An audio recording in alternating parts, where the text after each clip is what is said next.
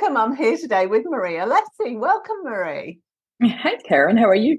I'm really great. Now, your husband died a few years ago. He had a brain aneurysm, and then you founded the movement Loving Life After Loss, and you started talking to people about how to move beyond grief and move beyond loss. Is that right?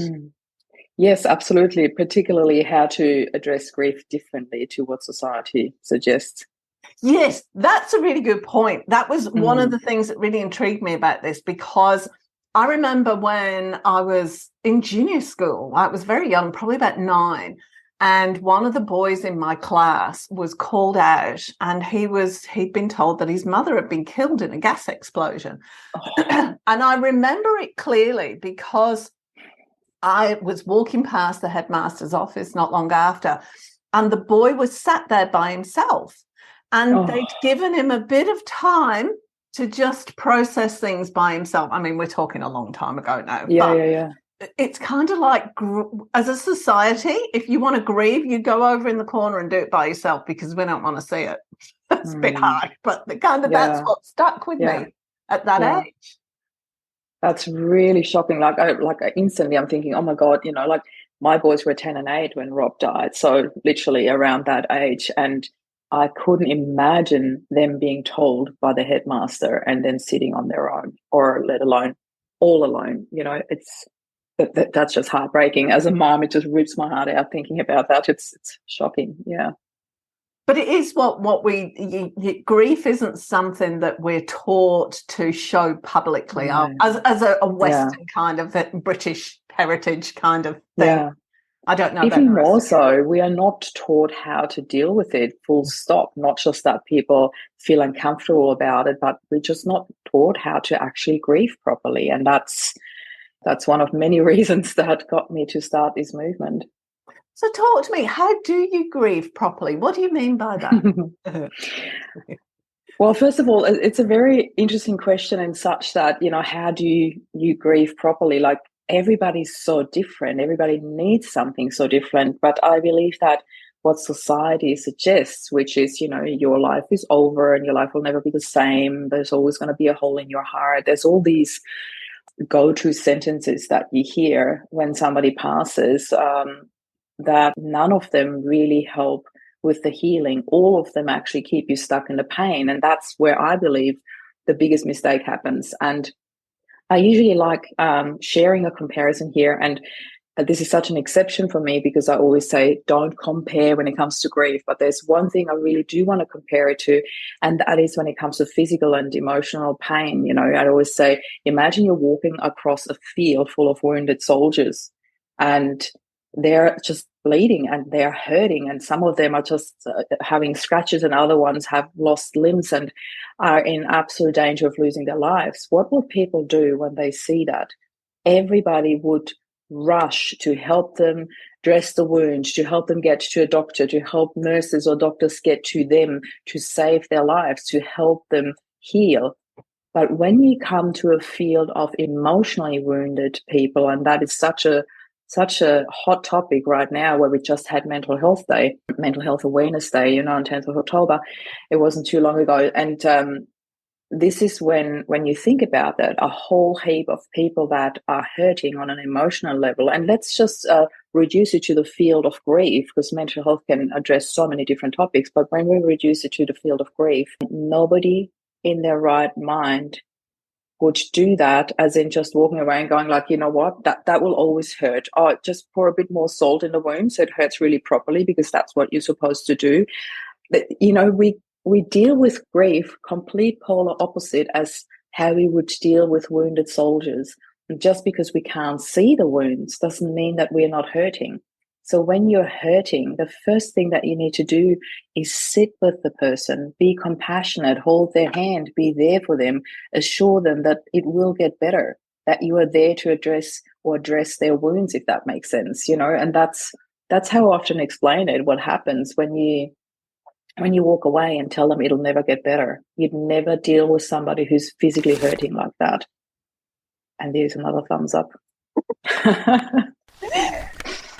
Did you want to explain the thumbs up? Because I'm going I to was just thinking that because we just had this chat before we went live. And about 3 months ago, it was shortly before my husband's dad passed away. And it was such an intense time for us because it re-triggered a lot of things for us, but in the most beautiful way, I have to say. And that's another story. But what I want to share is about 3 days before Ottavio passed, something started happening every time when I'm in a Zoom meeting.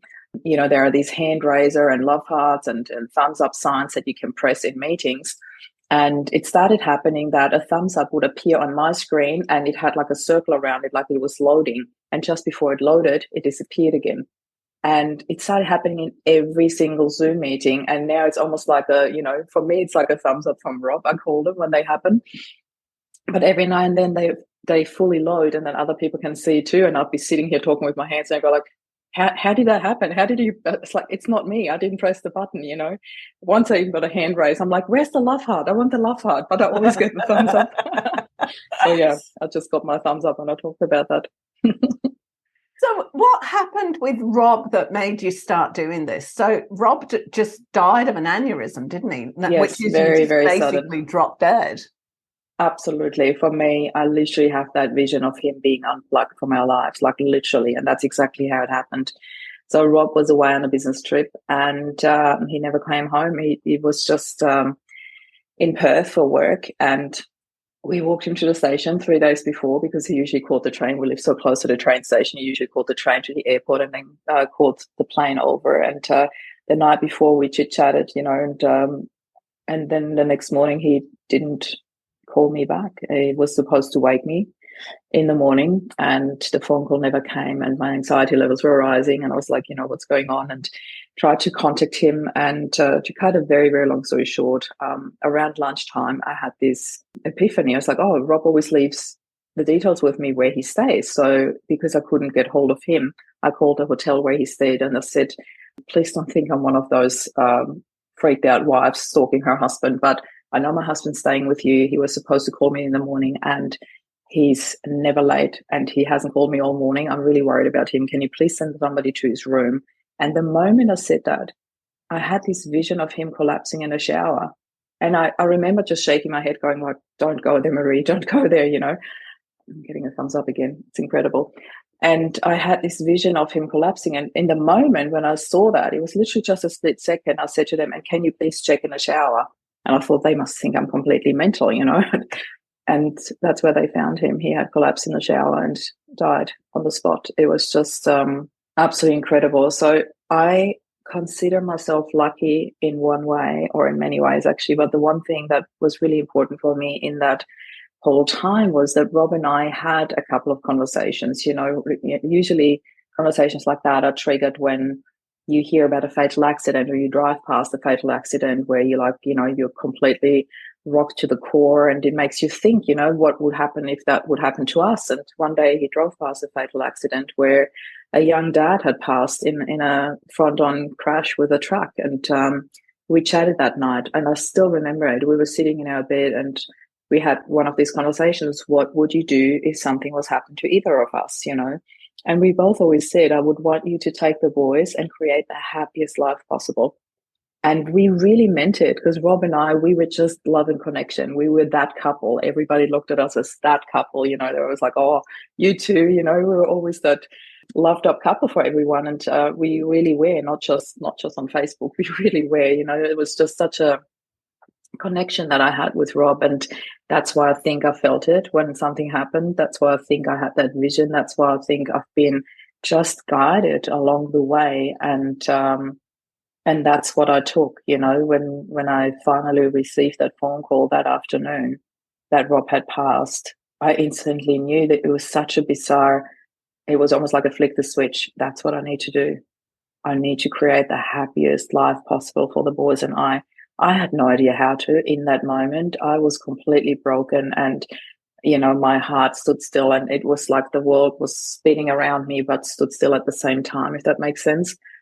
I so often describe that moment like, you know, your favorite song is playing on a record player and all of a sudden the needle scratches and the song just stops. You know, that's how it felt that moment for me. But I don't know where to take that story. I've been rambling on here for No, it's just incredible. So many memories keep flooding back when you ask me that. So yeah. So I mean, it's okay having that conversation, but what actions did you put into place? Because when you're in that kind of shock, the world doesn't make sense.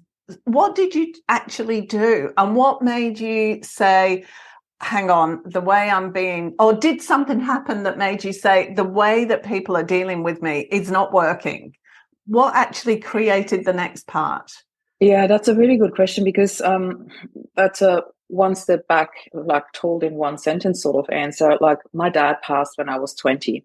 And the one thing that I took away from that was, I mean, again, I took many things away from that, but one thing that was really uncomfortable for me that I still remembered was that condolence line after his funeral. You know, like, there were hundreds of people, and when you are hugged and handshaken by hundreds of people in a row and everybody says to you, my condolences, I hope I'm allowed to say this here, you literally feel like you want to punch the next person in the face. It becomes like empty words, and the words actually start hurting you rather than comforting you. It is such a senseless, absolute, harsh and brutal sentence. People don't mean it in a bad way. I understand that. It's absolute beautiful intention, and sometimes I'm just solely pure politeness. You know, that's what you say, my condolences. And I started really loathing that sentence. I cannot cope with that sentence whatsoever. And I thought, I'm not going to do this to my boys. So first of all, I decided, and I completely, that was the one thing where I didn't even ask Rob's family what they wanted. I planned the funeral with his siblings present, and I know they wanted to have an a viewing before the funeral. And I was shocked because I wasn't prepared for that. But I thought, you know what, I can't take that away from them. They need closure too, because we flew to Perth to identify his body, just the three of us. They didn't have that. They need that. So I thought, I'm going to leave that to them. But as soon as she said condolences line, I said, no, absolutely no. I said, I'm not going to get my boys through that, or myself, to have hundreds of people. We had over 500 people at the funeral, and that was midweek. I said, I'm not going to do that. So these were the little things that started, you know. I was like, I made decisions where I knew, how can I protect my boys? How can I make that as comfortable as possible, if you can even talk about comfortable at a funeral, if that makes sense. We had such a celebration of life for Rob that I remember at the wake afterwards, it was not like a usual wake. It was a celebration of life. Literally, there were photos everywhere playing on screen, and people were laughing and telling beautiful stories and funny stories about Rob, and it made my heart sing. And I thought, you know what? Rob would so love this. And I knew he did, because he was so clearly present there. You know, I think he was really enjoying his final farewell. And that meant so much to me. I did not ever expect to be laughing and having a really good time, a beautiful time. It was so heartfelt at his celebration of life. You know, that was something I didn't expect. So it just started from there on in, and everything I did was like, how can I create a happy life for the boys? How can I do this? And I remember one day I was sitting, I need to share one thing, because everything sounds so, everything was so light and happy. It wasn't. It was really intense for me. Every decision was just that creating a happy life was like a lighthouse for me. It was like my northern star. And it wasn't always easy to follow that, but I knew that was my direction. And I remember I had a nervous breakdown about a week after the funeral, because that's when everything was, you know, like you let go and this doing stage stops for a second, and then I just collapsed. And I remember I literally collapsed in my kitchen screaming my lungs out, complete primal screaming, and then everything was quiet. And it was such a shock moment for me, because I've never experienced anything like that, not even when my dad passed. And I started seeing a psychologist for about 4 months after that.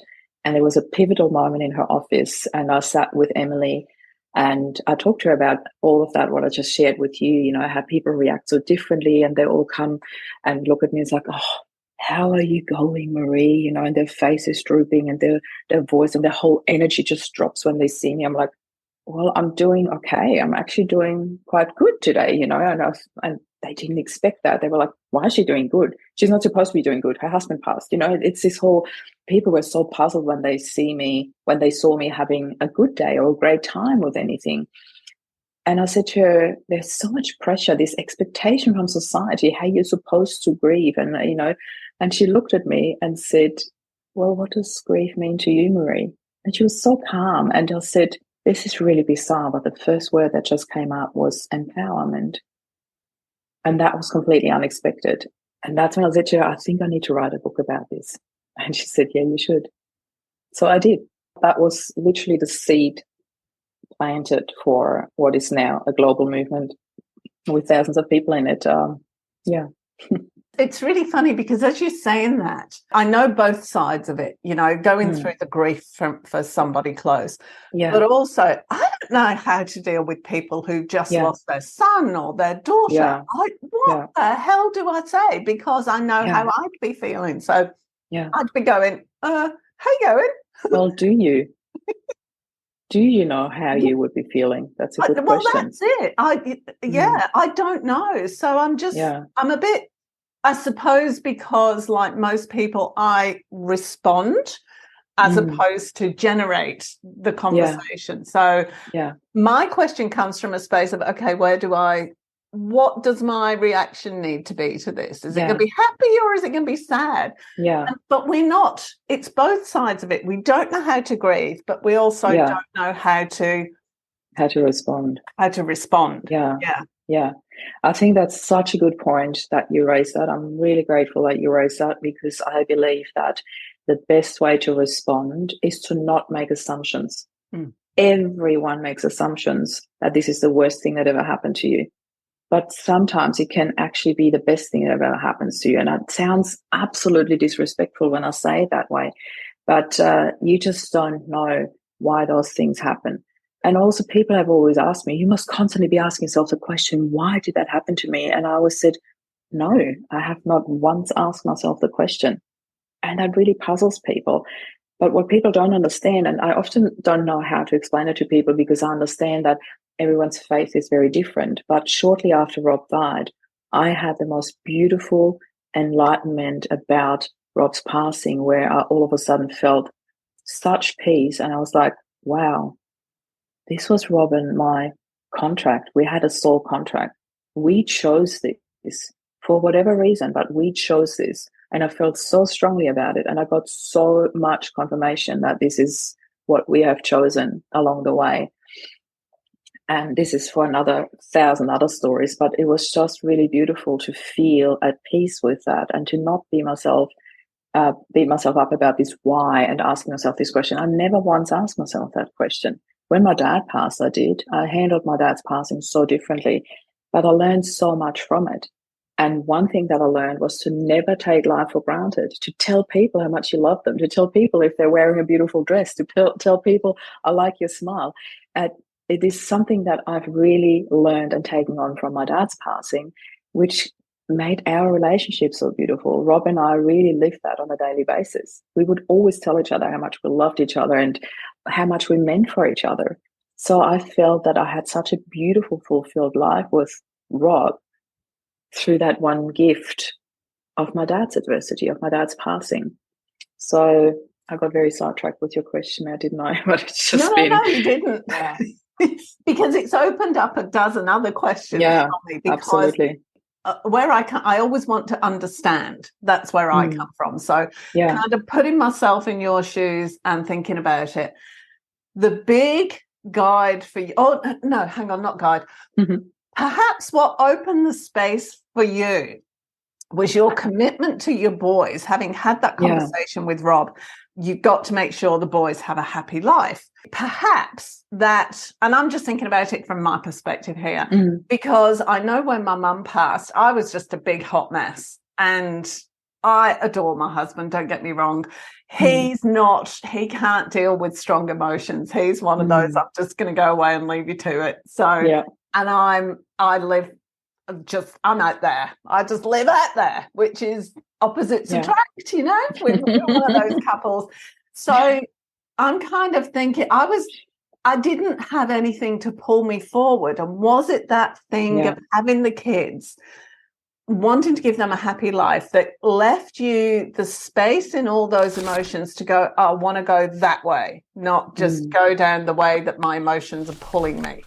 I don't know. There's a vague question in there. I'm kind of not sure what it is yet. No, that's absolutely fine. I just feel what pulled me was that I knew what it felt like losing my dad.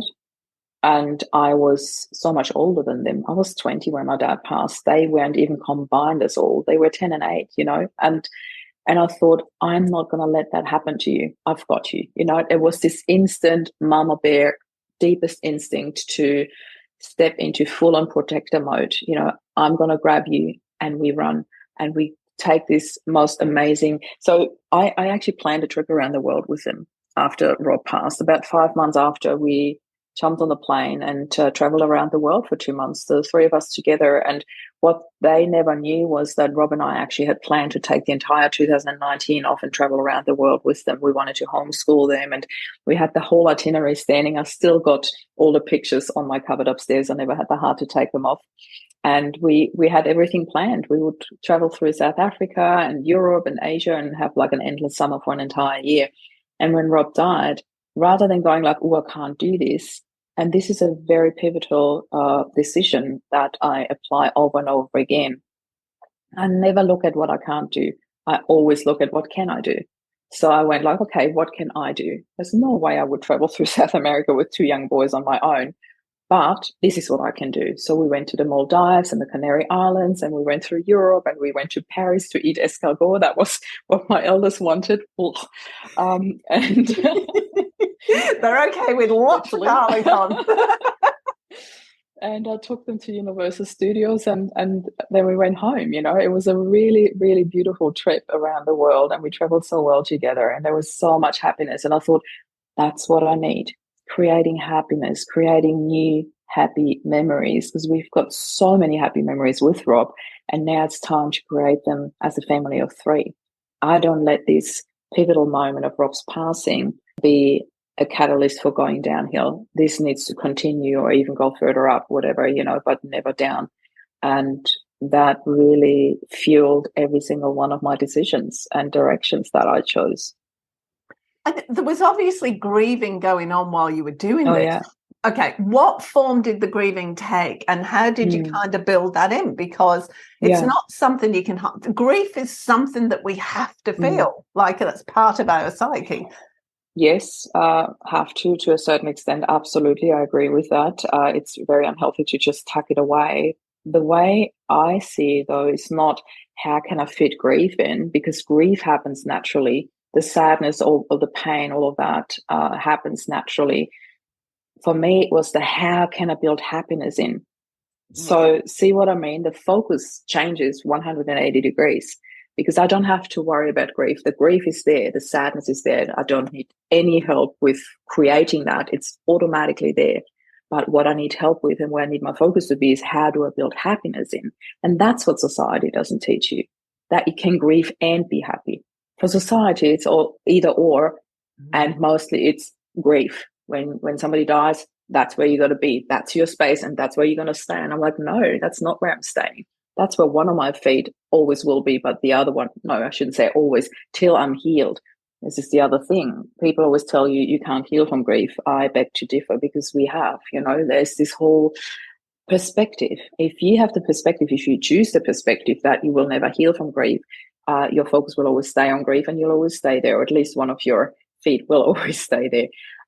If you have the perspective, I can heal from that, and I want that to happen until I can just be here, that's fine. For me, grief now is a visitor. Every now and then it comes with some memories, with some triggers. When you watch a movie, like for months and months, whatever movie we picked, the dad passed. And we always looked at each other like, how on earth do we keep picking movies where the dad passes? This is ridiculous. It doesn't matter if it was a comedy or a tragedy or an action movie. There was always the dad passing. And we just went like, how on earth? And at first I was bawling my eyes out, and then I got better and better at it. And I was like, see, that's what I see grief as now. It is a visitor. Every now and then it comes, and that to me is like, okay, there needs to be something still shared. And I cried out, and I feel so much better afterwards, but then I go back to being happy. I don't want that to stay with me forever. I don't want grief to be a permanent resident in my home.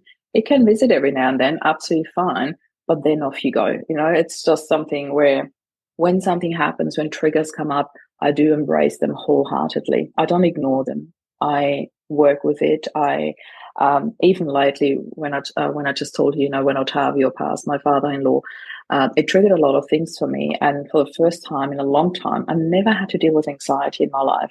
The first time I felt anxiety, really, that I can remember, was when Rob didn't call me back that day when he had passed. That's where I felt anxiety. And it came back to me when Ottavio passed. All of a sudden, I developed this anxiety around the boys, and have they healed properly? Or did we escape into happiness? Were we too happy? And that's what a lot of people ask me. And then I ask myself these questions too, because I realized we did escape into happiness. But I love that we did that.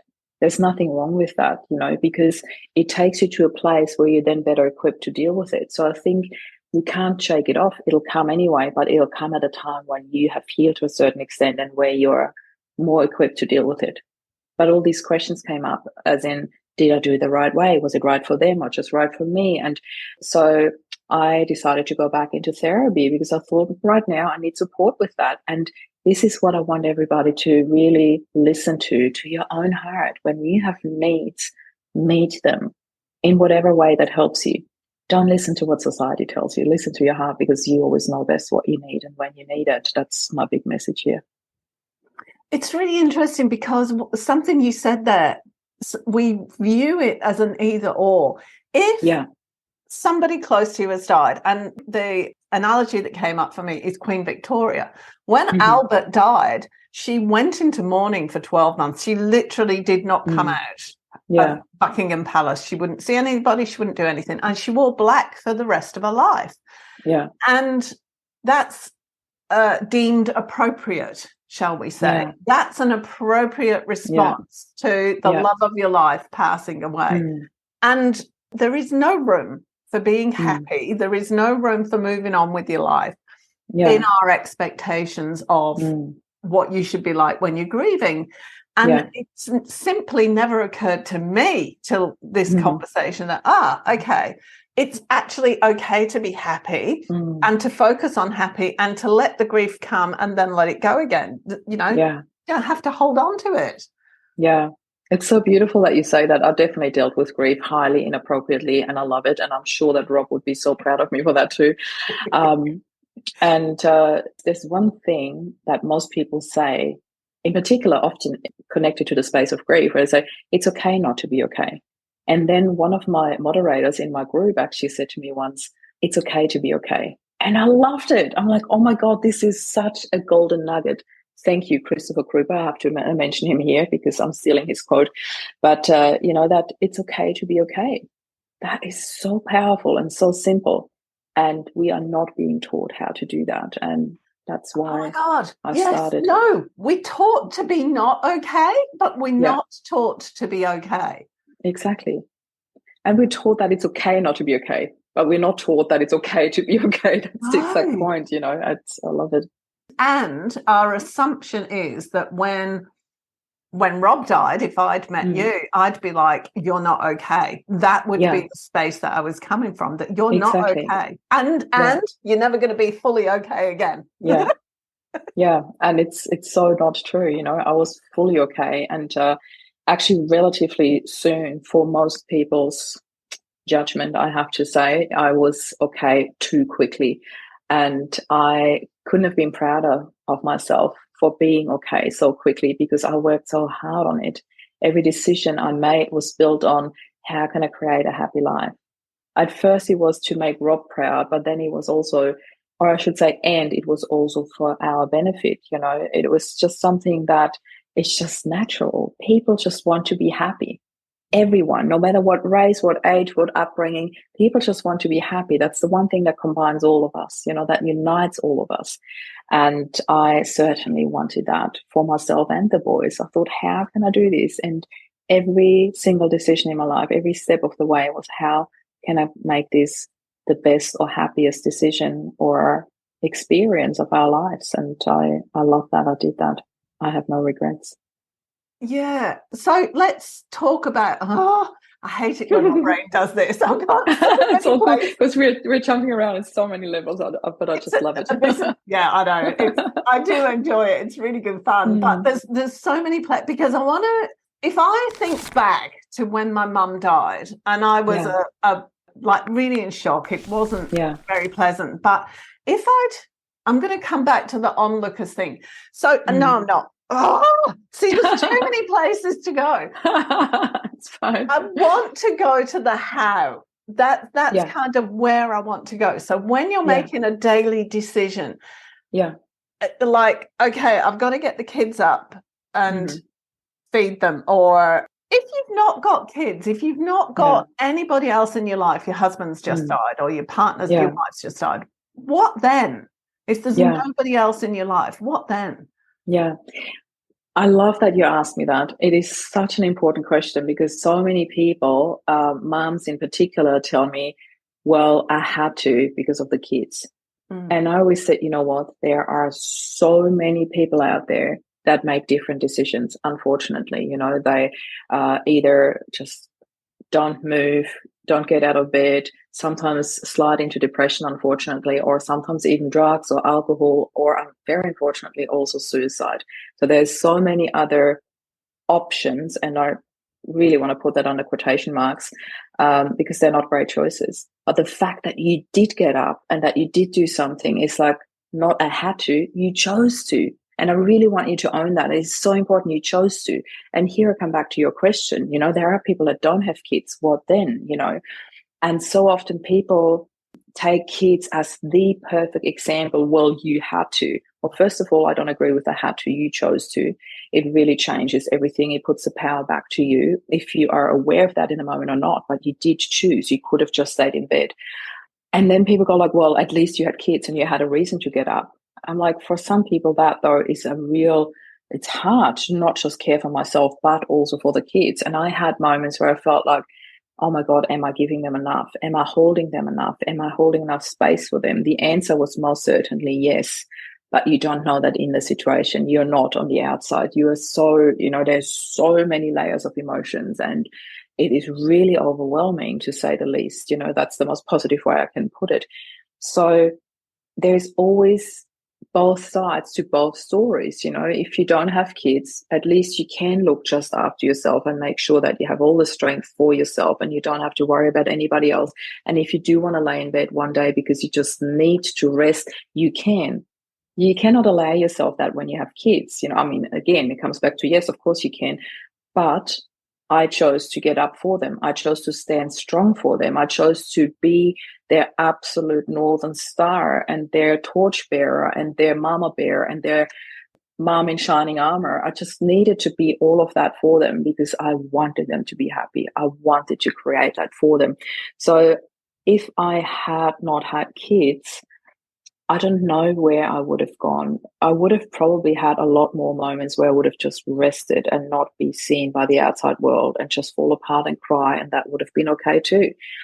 What is not okay for me is when you stay there, when you stay stuck in your grief, when you stay stuck in your sorrow and your wallowing and succumb to the pressure of society's expectations and just stay in that pain. So it is just a matter of where your direction is. The direction is always the most important thing. And it comes back to your question, what you asked me before, how you choose your focus daily.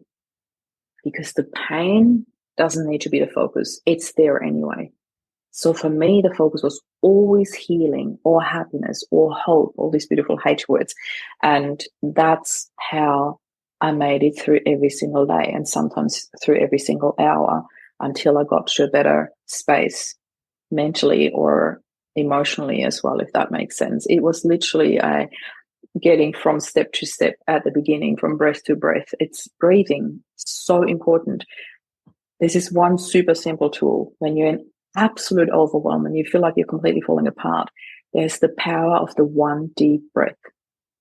When you're in such overwhelm, and it brings you back into the present moment. It really does. It's so powerful and so simple, and everyone can do that. So for me, it was finding all these little tools, how to, and then I started teaching them. I had to bite my cheeks then because you said you said move on from grief to hope and happiness. And I went, oh, yeah, you go up the alphabet. That's my brain's had to bite my cheeks. Thinking the next letter. It's true. The other thing that was coming up for me is I know quite a few people who've lost a child at various stages of life, from very, very young to adults, who are late 20s, early 30s. And that seems to be the grief that people hold on to the most. And this is not a criticism. I am not criticizing here at all. It almost seems to be easier losing a parent because you can justify it, because they're older than you and it's natural, etc., etc. Even a partner is, you might feel I'd go into it shouldn't have happened, but losing a child is kind of different. And what grief should come out of, like, I know people who lost children years and years ago, and it's still their daily thought. Their daily primary thought is about that child and the loss of that child. It's everywhere. When I first started Loving Life After Loss, the movement, one of my biggest fears was exactly that I would have parents come to me going like, how dare you tell me to be happy? How dare you telling me to love life? You've got no idea what it feels like losing a child. And they're right. I don't know, because I've never experienced it. I even had nightmares about, please don't let this happen to me, just so I understand. Do you know what I mean? You really start becoming a little bit anxious around that. As I said, there's all these anxiety feelings. I never had to deal with them before, and all of a sudden they came at certain stages to me, and then something happened. A couple of things happened actually, and two people I really want to highlight here that are so beautiful, that it said what an impact my work had on them, but they had such an even bigger impact on me, I would say. And I don't want to compare it which one was bigger, but one of them is Terry and the other one is Chris, who I just mentioned, and they're both moderators in my group now, which is so beautiful.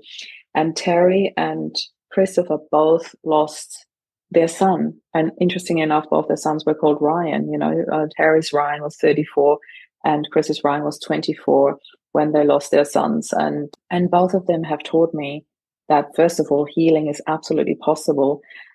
And Christopher was the one who shed a completely different light on that. Until I met Chris, always said the same thing. There's no worse loss than losing your own child, because that's what society, again, teaches us. And Chris was like, who are we to judge that if my loss is worse than yours? And that was a really beautiful way for me to neutralize that and stop judging it, because it's the whole one of the many things that I often teach is the looking at situations as is without putting our judgment on. Because if somebody comes to me with a droopy face and, oh God, it's the worst thing that could have ever happened to you, they are the ones that put a judgment on my situation. Well, what right does anybody have to judge my situation? If anybody can do that, then it's me, nobody else. Why would anybody tell me this is the worst thing that could have ever happened to me? Who knows? Maybe that was tragic, yes, absolutely, but maybe that was a catalyst, because when you look at it now, we are running a movement that is healing thousands of people from grief, from that really excruciating pain. And maybe, and I actually want to scrap that maybe, but I'm just talking outside perspective, that was the exact soul contract that Rob and I had, for that to happen so I could go on and save hundreds and thousands of people. And this is my big mission, to heal the world from grief. When I first said it, I thought, oh my goodness, Marie, that's a bit big. And now I'm like, no, it's absolutely possible. Not me on my own, but me collective with so many other people that I met along the way. Such a blessing, every single one of them having their own following, having their own groups, their own movements. And collectively, I truly believe that we can change the stigma of grief, that we can break down that narrative that this is the worst thing ever happening to you. Why does it have to be like that? It's only like that if we choose that to be. This is our choosing, if it's the worst or the best thing, or it just is. And I always start with, it just is, stop putting judgment on it. It's a really good point, because there's so many layers of judgment that we put on grief. And I didn't even realize that, there are layers of, it's okay for your parents to die. It's bad for your partner to die, but it's like inconsolable for your child to die. I kind of didn't realize that's, what do you call it? A false judgment that's put on that. Yeah. But it's also goes back to one of those original questions that are, or statements that are made, like, we're not taught how to one, deal with our own grief, but two, how to deal with everybody else's grief.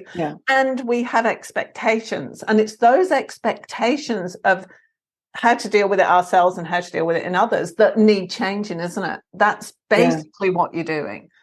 Yeah, absolutely. And I think what makes it good or bad, and I know for some people, for most people, it will, like, how can anybody's passing be good? But for me, it's like, what makes it good or bad is how we deal with it. What do you do with it now? You've been given something that everybody else would probably judge as the worst thing ever, or is, nobody could ever understand.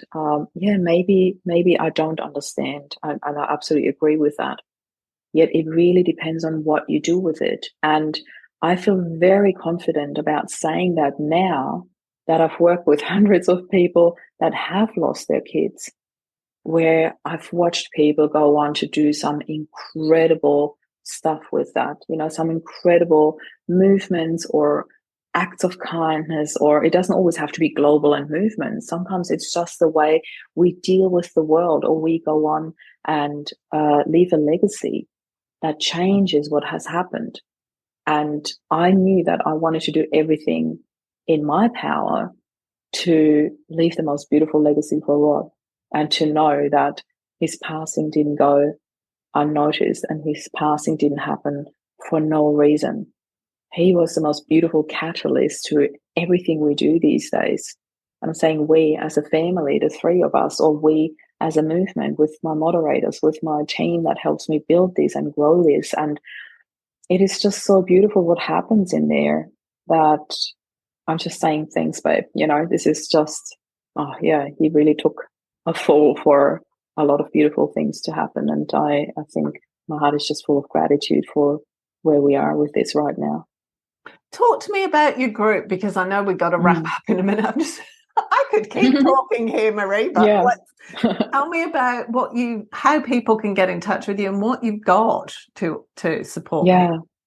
Well, I want to share a super quick story. I'll make this really short, how we actually started the group. Like when I had this moment with Emily where I said, grief means empowerment to me. I think I need to write a book about this.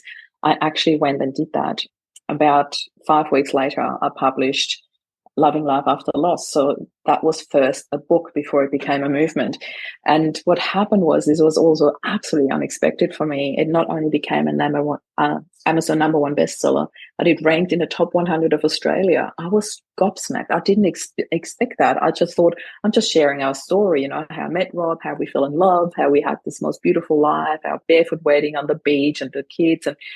And I shared this as a legacy for him so that the boys could read it one day. What I didn't expect was that, to be in the top 100. And I thought, wow, this is mind-blowing. And when we were traveling around the world a couple of weeks later, I had this moment in Vienna, where I'm originally from, where I thought, this is so much bigger than us. This is so much bigger than just a book. I need to do something with this. People need what we have, and that is hope and happiness and healing. The 3 H words again.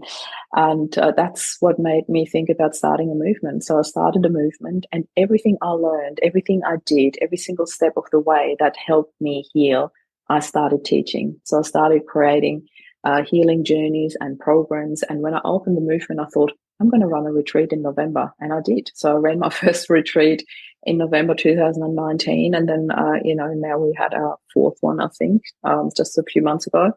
And that's just been growing and developing. And meanwhile, we've got 3,500 people in the movement, and just steadily growing. And I've written my 2nd book, Happy Healing. I started a membership based on that, also called Happy Healing.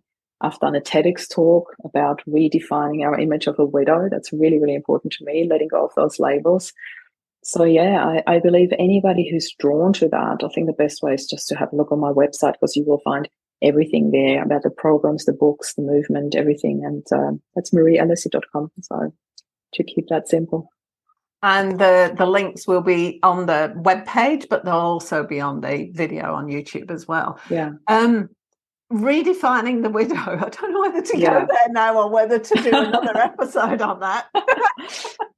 Yeah. Oh, it's very short. It's literally just, I wanted to talk about letting go of labels, because as soon as we create labels, we start living up to them. And I certainly don't fit the typical image of a widow, so I needed to do a talk about that. And I thought TEDx is the best way to spread the word. And it was quite incredible to do that. Wow. I'll put a link to that one up as well. Sure. Is that link on your I'll send it to you. Okay, lovely. Thank you. Yeah. We'd probably better wrap up there. Thank you so much, Marie. It has been a pleasure to meet you. It's been fabulous. Likewise, Karen. Thank you so much. I know we got fully sidetracked so many times, but it's just such an incredible topic to talk about. And I'm very, very grateful that you had me. Thank you. You're welcome. If you enjoyed this episode, be sure to subscribe so you're notified when a new episode is posted, and rate and review this podcast and share it with your friends, please. Thanks so much for listening, and I hope you're leaving with some great ideas that can make a difference in your everyday life. Until next time.